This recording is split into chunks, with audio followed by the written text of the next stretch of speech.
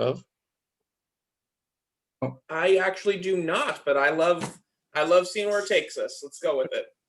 Well, these are pretty generic questions, but before I start, I'm going to say that we have one at-large opening to fill, and we have a Chamber of Commerce opening that is generally picked by the chamber. And so I can't say anything more than the one at large. Yeah. And so with that, we'll start the questions. Sounds good. Well, the first one is an easy one. Tell us about yourself. Well, I'm 29 years old. I have lived in Oregon City area most of my life. Moved to Minnesota for a few years when I was a kid. Came back and have been here ever since. Met my wife here, but settled roots down here. Have a 6-year-old daughter. Just looking really to expand my volunteer work and expand my community outreach. So, question number 2. Have you visited the Transportation Advisory Committee site, otherwise known as the TAC site? I have not, no. But you do know about it. I do. And are you familiar with the stated purpose of our committee? Not 100%. I'm assuming it's more along the lines of not only budgeting for traffic and how to appease that better, more along the lines of how to make things easier for the community, when and where to start construction, when to start it, where to stop it, kind of a thing.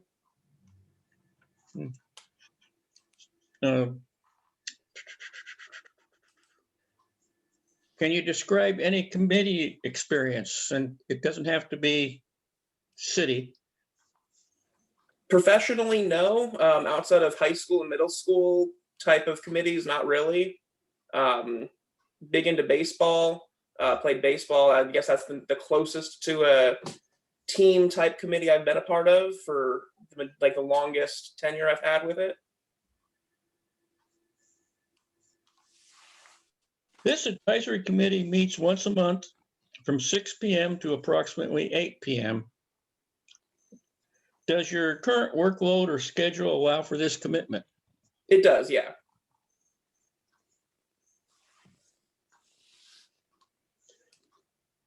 Occasionally, the TAC will be asked to invest time outside of the regular monthly committee meetings. Does your current workload and schedule allow for this kind of a commitment? It does, yeah. I work graveyard, so I'm pretty flexible on any time during the day.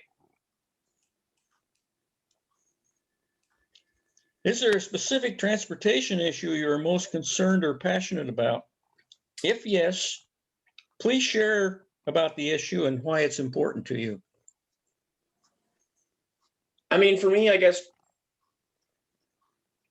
the biggest one for me is construction times. It's the reason it's an issue is that it doesn't seem like there's usually a lot of not only notice, but timeline information given out. Take the Malala Avenue construction right now. There's really, I personally haven't seen any or a deadline timeline of when to expect certain points to be hit. Milestones, for example, by June 1, for example, we want to be, from the post office to OC Point area to be done. By September 1, we want X to be done. Anybody I've talked to, they've, hands in the air. I've heard nothing about it either. So I guess for me, that's the big reason and big issue for me when it comes to construction and transportation.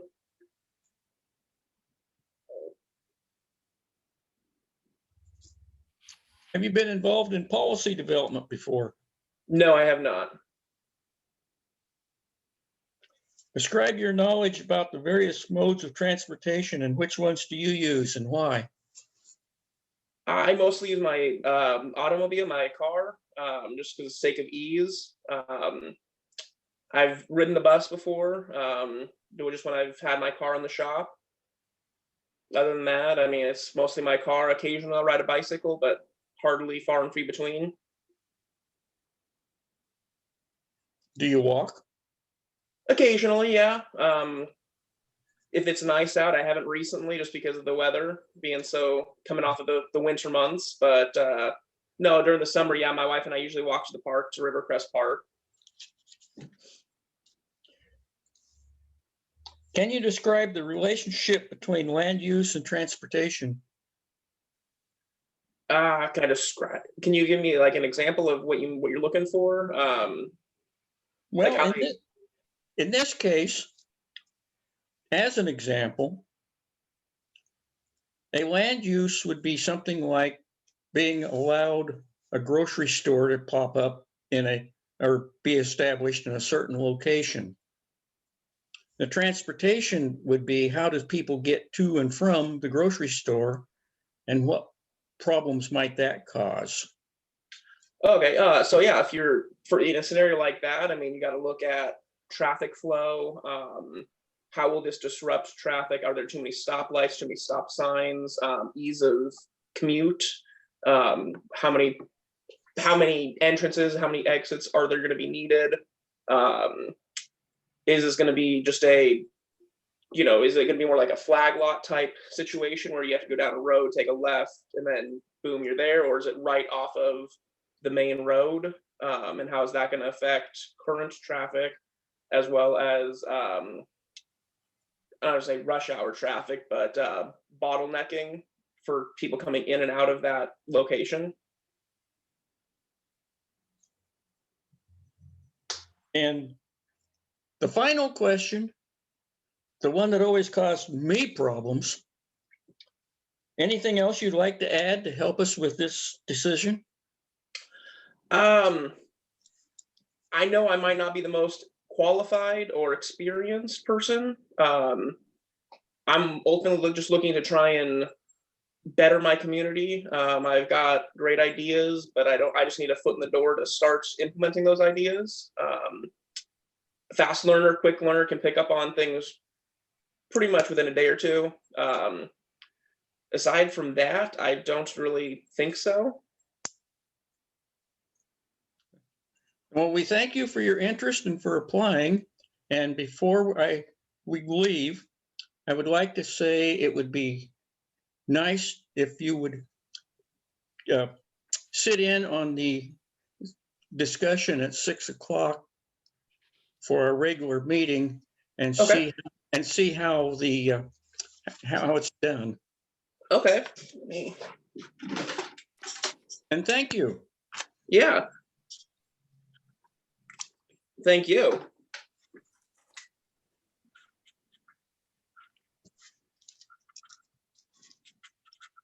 So would that be another room or another Zoom area, or is that does I go to the actual facility or place, or? It's another Zoom link. I can email it to you. Okay, that'd be great. Yeah. Did anybody else have any other questions for John? I do not. Okay. All right, well, we will, I think we'll probably be making a decision fairly soon on, I mean, we're interviewing 2 people tonight, so we will let you know. Awesome, thank you so much. You're welcome, thank you. Yeah.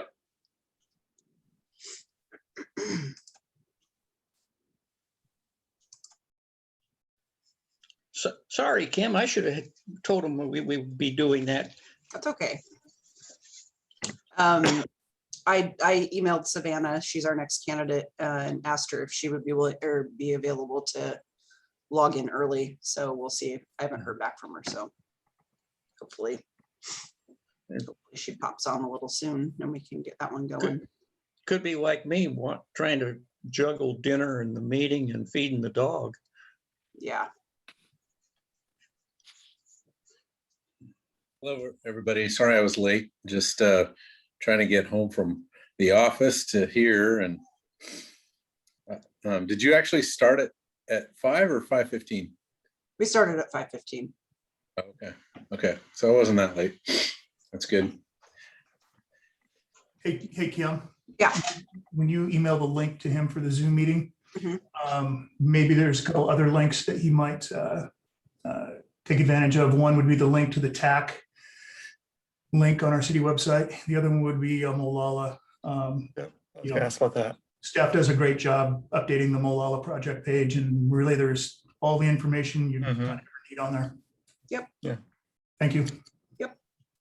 I get a monthly, well, I have any project updates. It gets very detailed. And like, how is, I mean, the information's there. So, Mhm. Yeah, I think we struggle. I don't know how people expect to get that information. Maybe they think it'll be on their TV or the radio. You know, I mean, those are expensive ways of doing business. But yeah, it's and you know, it has kind of gotten to the point that it could be too much information. I get that. So there's a balance there, and I don't know if we're hitting it right. It's as if we always have, you know, certain people who don't feel it's the messaging is right, or we're sharing it in the right way, and those kind of things. So I don't know, but that project has been I mean, I don't know that we've done it any better than we've done on that one ever, in terms of just informational updates. It's always a problem when you're dealing with something like Molalla, because everybody uses it every day, and they don't understand necessarily why Saturday and Sunday doesn't seem to have anything going on. And there's always a problem getting to whatever place you want to go to, even if it's easy, because you got traffic not being where it's supposed to be, and you've got people not where they're supposed to be, and you got to hunt up the driveway, but it's always better when you're done.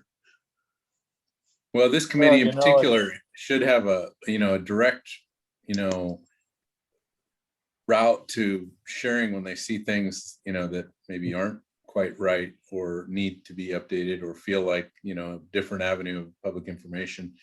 I think I mean, you've got Vance and Kim and myself, you know, you should have one click away almost, right, to be able to say, hey, here's something that's not clear, or I'm hearing in the community needs to be done. That's kind of the purpose of the TAC, I think, in a lot of ways. And you know, we can get Brian on that kind of a message. And it's not just this project, it's there's probably lots of them. Sometimes the small ones are the ones that bite us because they're small. We're just not super focused on a big public education campaign, and we can miss those. We do miss those. I know we do. So you know, that I think that's a good, you know, objective for the commission, this committee, to be, you know, willing to kind of let us know when they think something could be done better or differently. Well, Speaking I of, think, John, that in most cases, you'll find that the people that use any particular route or facility or whatever, that use it the least, of course, are the least informed. And so when they are surprised by construction or something, they get upset and then ask, "Well, why didn't I know about this?" A good example of that is the intersection of Highway 213 down there at Home Depot. They used to have the signals there.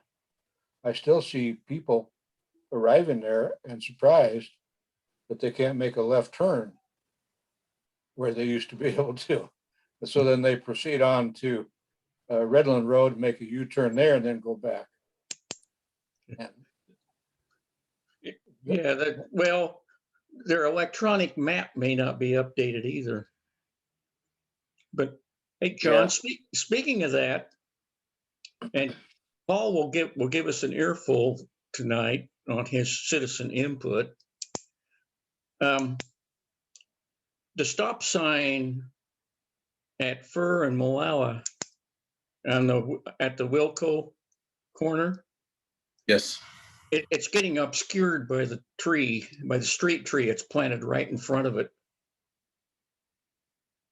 Okay, yeah, we can, actually, Vance, so stepped away, but Kim, maybe you could make a note of that and just get Jason's crew on it. They're pretty quick to deal with those. Yeah, Henry, what you said that it's obscured by what? Obscured because the street tree is kind of short and the leaves and the branches are all out there. And so all you don't really see the stop sign, even though you know it's supposed to be there. Okay.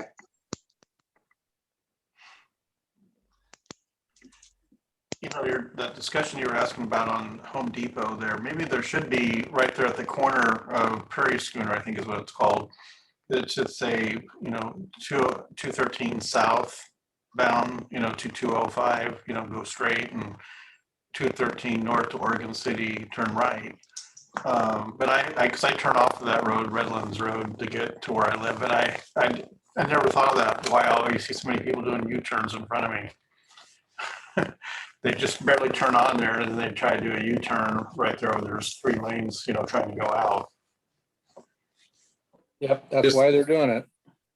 Hey, one thing I've noticed which surprised me lately, I keep seeing people come northbound on 213, come down the exit onto Clackamas River Drive, circle around the roundabout, and get back on 213. It's like they think that exit, that is the interstate, I think. So are they turning right by the gas station and going down? Yeah. They turn by the gas station, go down and around, and then go back up. Yeah, maybe that's the reason the same people that came out and never stop at the stoplight that says do not turn right on red. Yeah, there's that one too. There is I'm just on Google or Google Maps here and just kind of walking down Washington Street at Prairie Schooner. There's a sign that talks about I-205. You know, so instead of turning on Prairie Schooner, it shows an arrow moving forward. Pretty small, so easily missed, I suppose. So we probably could do something a little different there to make that a little more obvious. Or even approaching the intersection, have some signage that kind of indicated that. So yeah, that's another good comment. Just seeing that I spend most of my time at Home Depot as a DIY, I get pretty used to that store. Having it 2 miles from my home is like really convenient. They know me, my first name out down there now.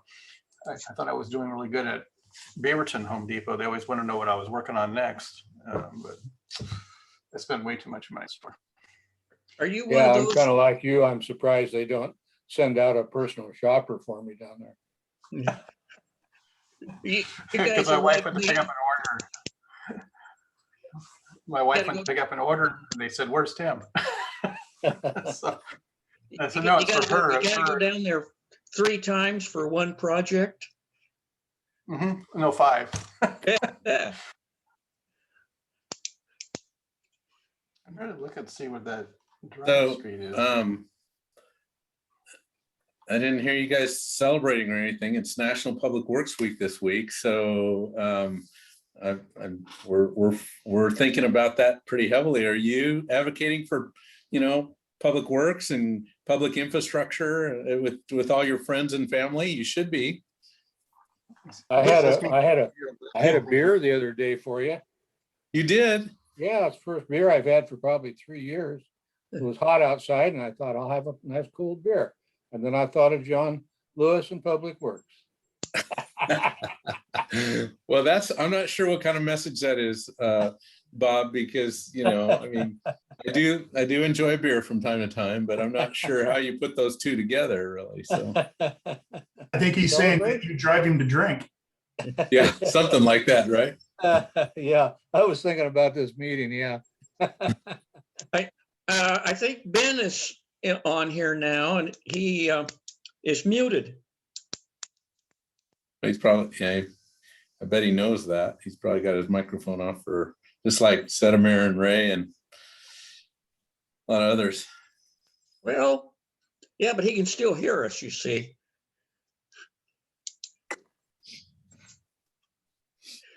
And he can't tell us to shut up so he can think. I bet you Sedemir knows. Well, hey, Sedemir, what kind of a grade does America get for public infrastructure? Do you know where the, I think is it It depends. ASCE It that depends grades that? on. It depends on like, is it transportation? Is it water? I think it's like a D or something. It's off the chart on the bottom end. Yeah, it's Well, not very I don't good. know.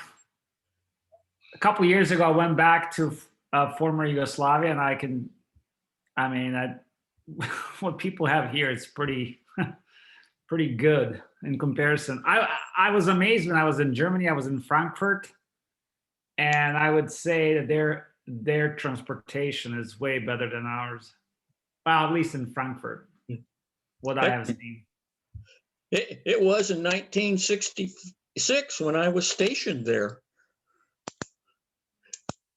It is interesting to get perspectives from other places outside of your small little, daily commute. So it's always interesting to hear, both overseas and in other states, how, good or bad their transportation systems are.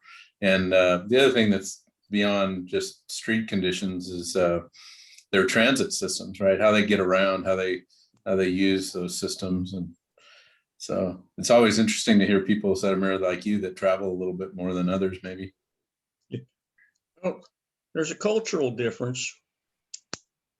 I'm really surprised about this question about land use and transportation is one that when you travel around, you start seeing how we managed to get our transportation stuff all mucked up about 40 or 50 years ago when we went to the zoning requirement for all the state of Oregon. But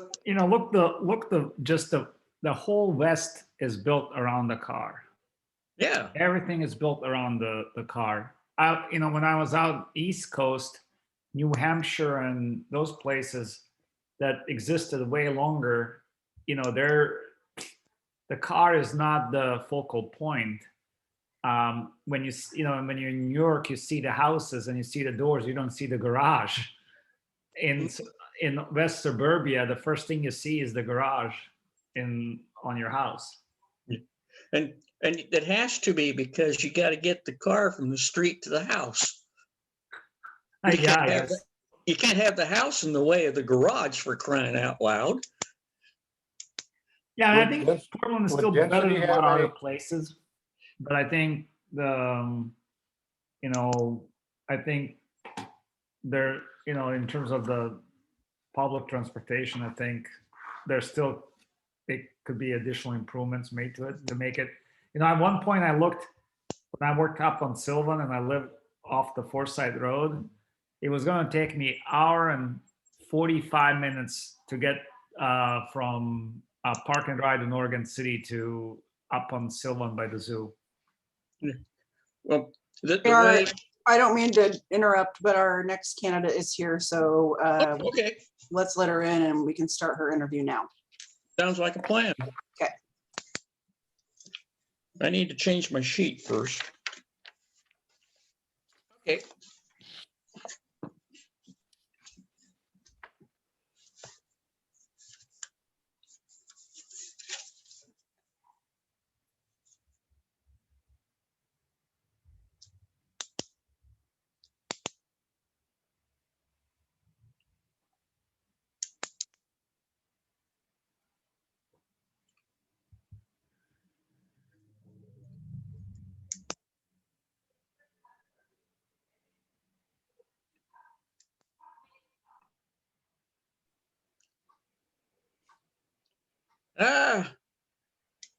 Welcome, and you need to turn your microphone on. Hi, Thank you. yes, sorry. we are interviewing, well, two candidates tonight. We've had two withdrawals. And we have two positions that are available, one of which is an at-large position. And the other one is a position that's reserved, I believe, for the Chamber of Commerce. Okay. And we have 11 questions that we asked. And I had assumed that you would have a copy of it, but the last candidate said he hadn't seen it.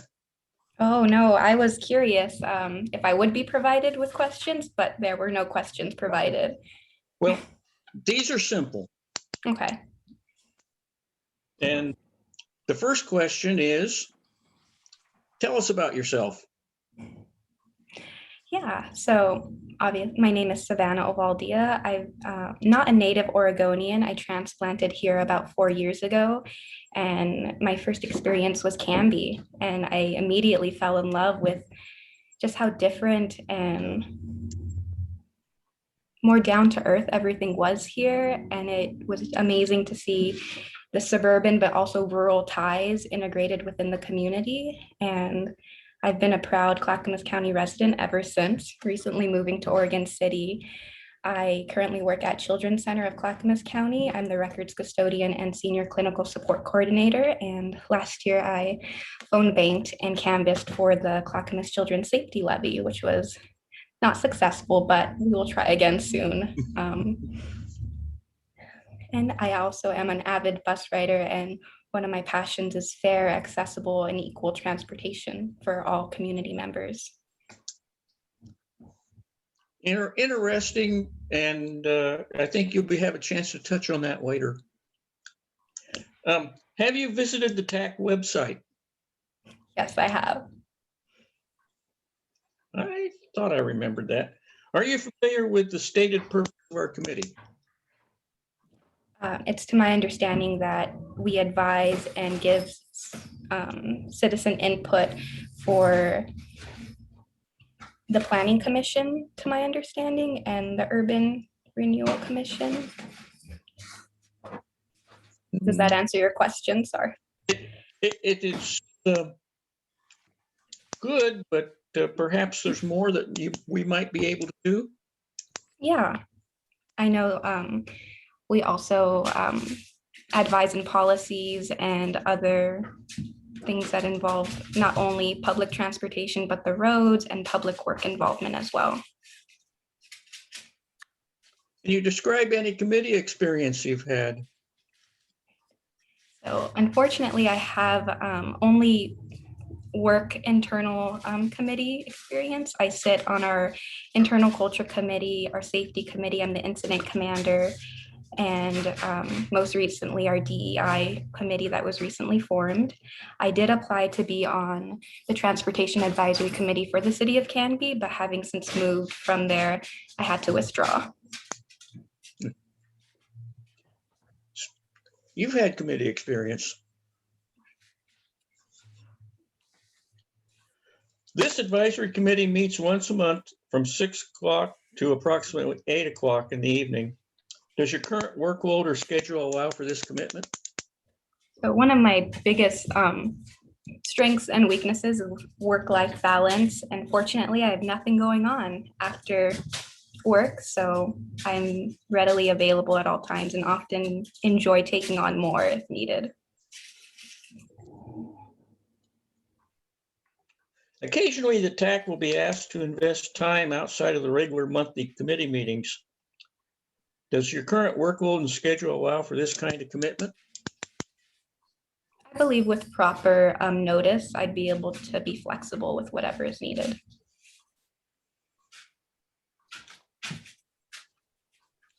Is there a specific transportation issue that you are most concerned or passionate about? If yes, please share about the issue and why it's important to you. Right, so we're all familiar. I was recently present at the last TAC meeting trying to get proper street lighting at our lovely transportation center here in Oregon City. And one of my passions is to service every single community member, whether it be suburban, rural, underrepresented, low income. I think that transportation accessibility is a huge issue that we face right now, and not criminalizing it in a way that it is currently. And I apologize. I recently adopted a kitten, so if you are hearing noises in the background. I have an animal too, so we understand. Yeah, I just had to ban my dog from the room. Have you been involved in policy development before? So being the records custodian at Children's Center, I'm constantly rewriting and adapting our policies with just the work we do with the district attorney's office and other civil attorneys. It's including technology now. We're having to implement a lot of policies around how do we share records and how are things going to be transferred if we do go electronically.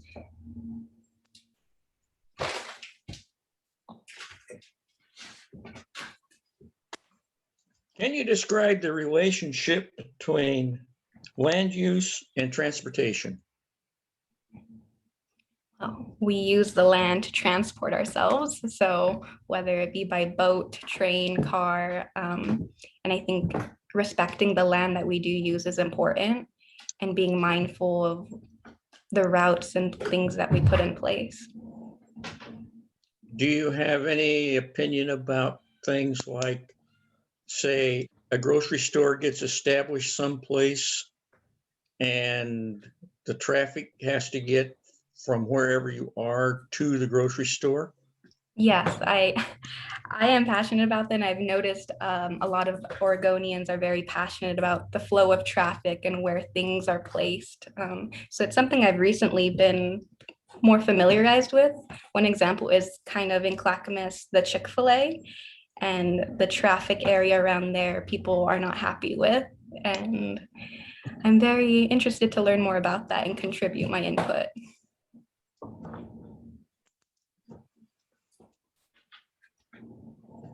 And the last and final question, is there anything else you'd like to share to help us with this decision? I would just like to say I personally feel that I represent a lot of regular young professionals that are stepping up more into the professional world, and I could give a lot of insight and input on things that may fall off the plate or may not be recognized as others who are more developed in their careers and lives. Well, I thank you. And Henry? yes, Henry, did I miss it or did you miss question 9? I may have missed it. 9. Oh, did I mention this one? Describe your knowledge about various modes of transportation and ones do you use and why? Okay. Thank you. I love walking, and it's one of my many pleasures, especially here in Oregon City. If I can walk there, then that would probably be my preferred method, but sometimes if I have to carry objects, I take the bus, and I do frequent the TriMet and the Max station frequently. I have not had the opportunity to drive here in Oregon as of yet, but I am hoping to take the train that passes by soon, that frequently passes by. How about your bicycle? Oh, Oregon City has a lot of hills. Doesn't I'd much rather stroll down those hills or up them than try to trek through on a bike. Now, this is the time and place for what I was about to say. I would urge you to tune in at our regular meeting in about 10 minutes. And we will take and go through this. And I would assume that one of the city staff will be back to you within a time frame of reasonable time as Okay. to what the kind of a decision we made and so forth. That sounds good. If you'll have me, I'd love to or sit in, not really participate, but I'd love to listen on what you guys have on the agenda. I Well, briefly looked at it. I hope Kim have you sent her the link for this regular meeting? I have not, but I will do it right now. Thank you. Yeah, Savannah, one thing I want to mention, I'm John Lewis, the Public Works Director. I think Vance is going to give us an update on street lighting, and I know he took, I haven't heard that, but I think he mentioned that he wanted to look at a couple areas, one that you raised and one that Tim Morgan raised. So that'll be later in the meeting. Okay, So, great. yeah, for if there's no other reason, that's probably one of your interest.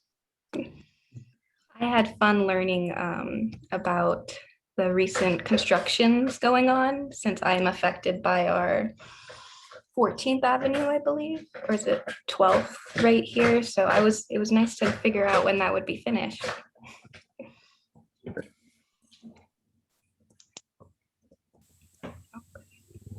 Well, thank you, everyone. If no one has any more questions, It doesn't appear to be.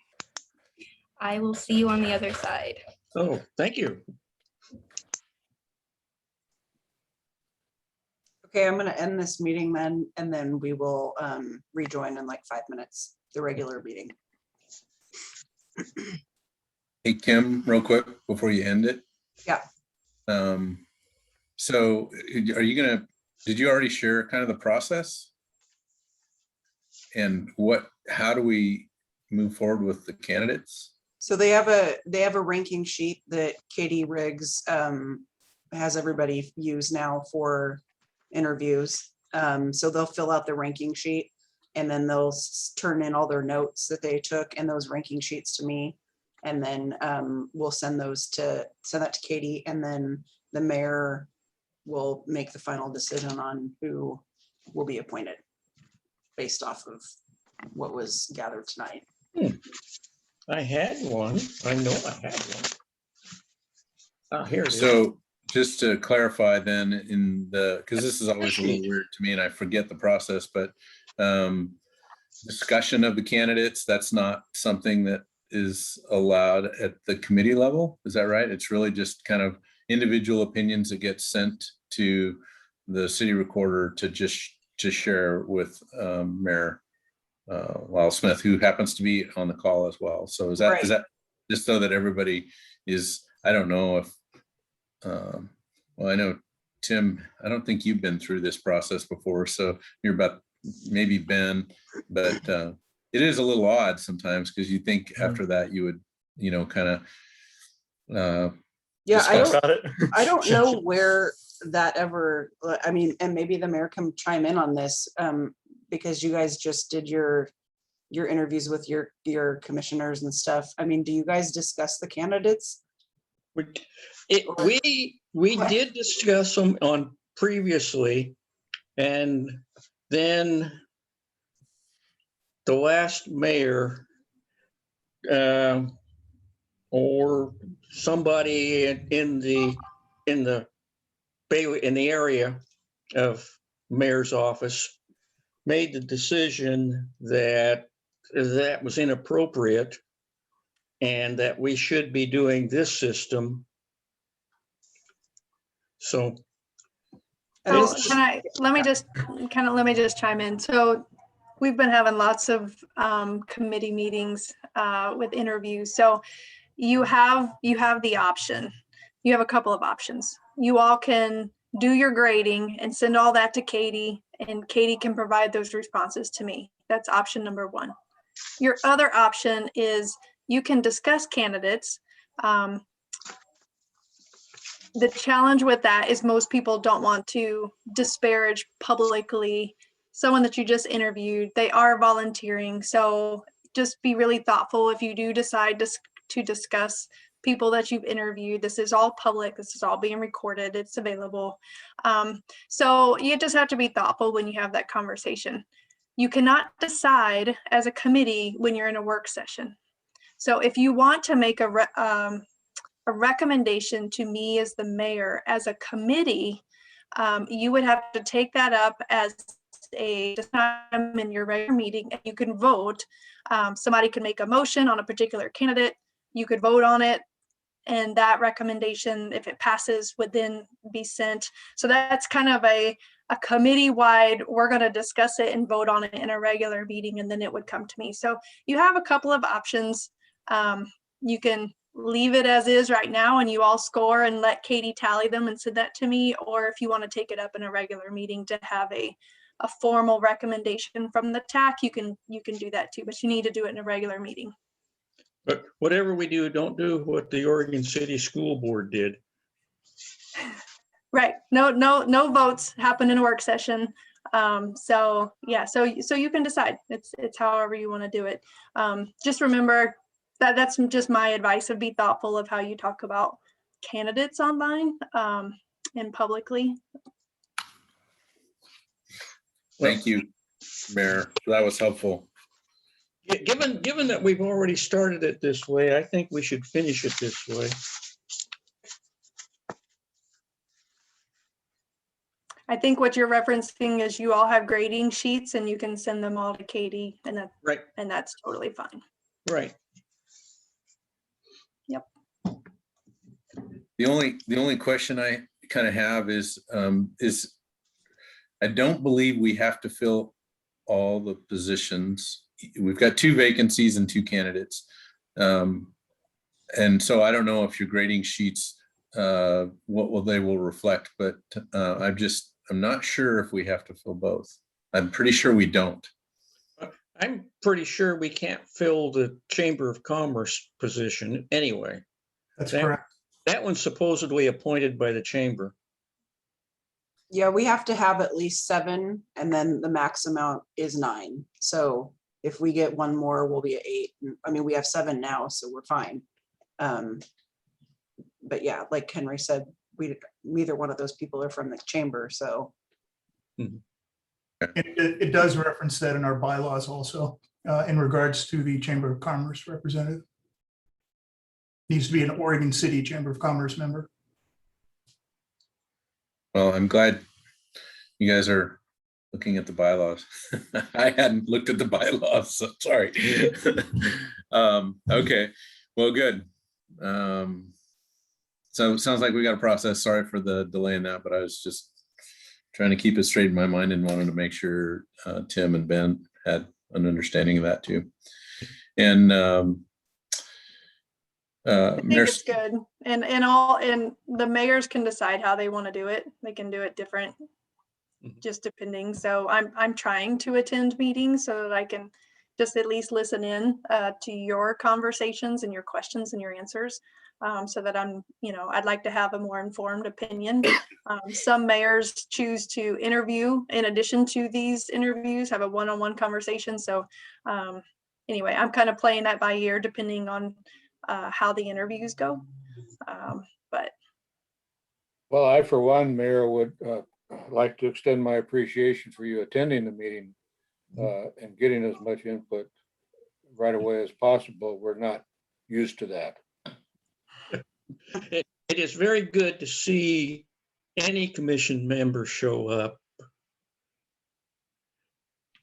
And Kim? Yes.